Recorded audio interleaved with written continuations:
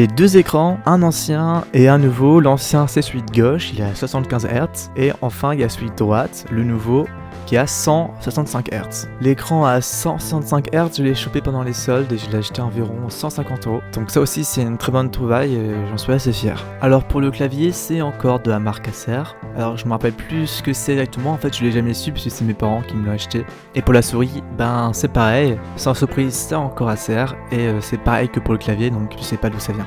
Mais c'est facilement retrouvable sur des sites comme Amazon ou Darty. Vous tapez Acer clavier, Acer souris, vous trouverez facilement ce lien.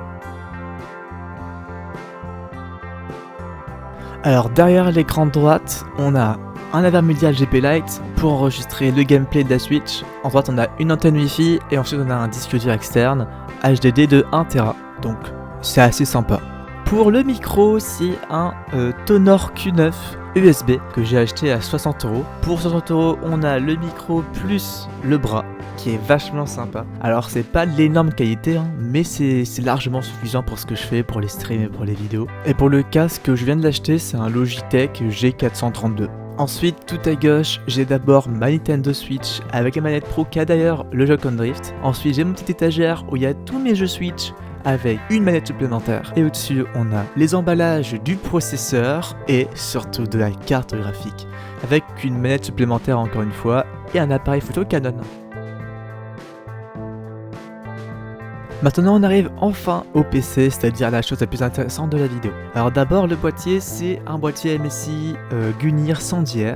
Pour le processeur, c'est un Intel i5 12400F qu'on ne voit pas sur la vidéo et qui est recouvert par un ventirail de chez Be Quiet qui est le Purock 2. D'ailleurs ce qui est bien avec le boîtier, c'est qu'il y a 4 ventilateurs fournis, donc ça permet un très bon airflow et surtout la RGB est très belle, ça j'aime beaucoup.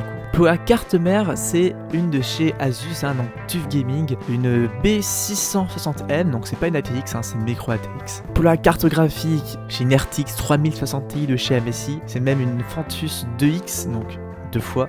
Elle a 8 Go de RAM en GDDR6. Donc ça c'est aussi vraiment plaisant pour jouer aux jeux vidéo, surtout que mon ancien ordinateur ne me permettait de pas faire grand chose. Pour la RAM, j'ai 2 barrettes de 8 Go RAM de 3200, donc c'est de la DDR4. L'alimentation, c'est une 750 watts qui est Gold Plus et qui est aussi modulaire, donc ça c'est aussi vraiment sympa. J'ai oublié de préciser, mais la carte mère, c'est une carte mère plus Wi-Fi.